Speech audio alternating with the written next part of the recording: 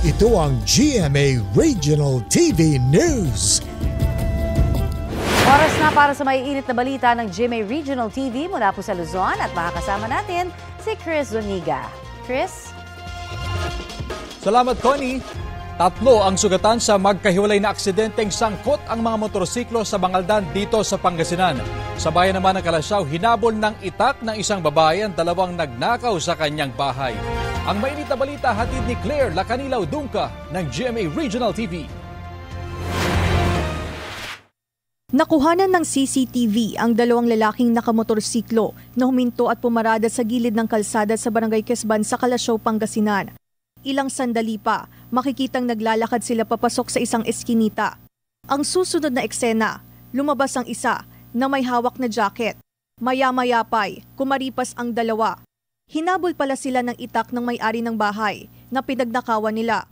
Kwento ng may-ari ng bahay, napansin niya na may nagbubukas ng bintana ng bahay niya. Nang silipin, nakita niya ang isang lalaki na nakamask.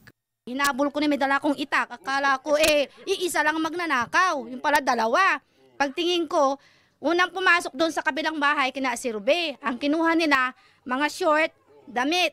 Tapos pagdating dito, tsinelas nila dito sa kabila. Tanging ang jacket na nakasampay at tsinelas ang natangay ng mga kawatan. Hindi na nagpa-blatter sa pulis ang may-ari ng bahay. Ayon sa Barangay Council, posibleng dayo ang mga sospek. Pinaigting nila ang seguridad sa barangay. Ano man yung makita nilang makukuha na nila, tsinelas, damit, kukunin nila. Sa Mangaldan, Pangasinan, hulikam naman ang 2 aksidente.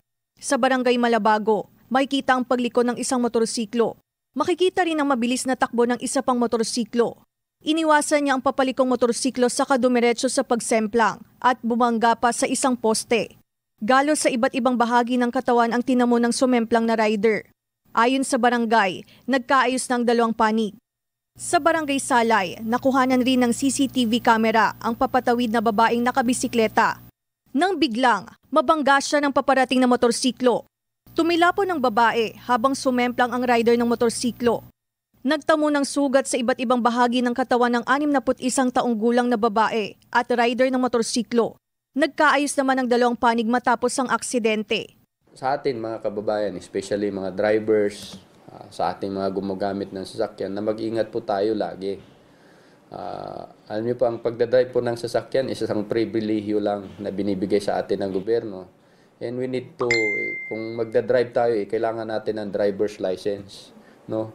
Kasi privilege nga yan, hindi rights.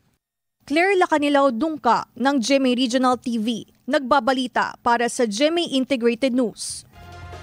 Kapuso, para sa mga maiinit na balita, mag-subscribe sa GMA Integrated News sa YouTube. Sa mga kapuso naman abroad, subaybayan nyo kami sa GMA Pinoy TV at sa www.gmanews.tv.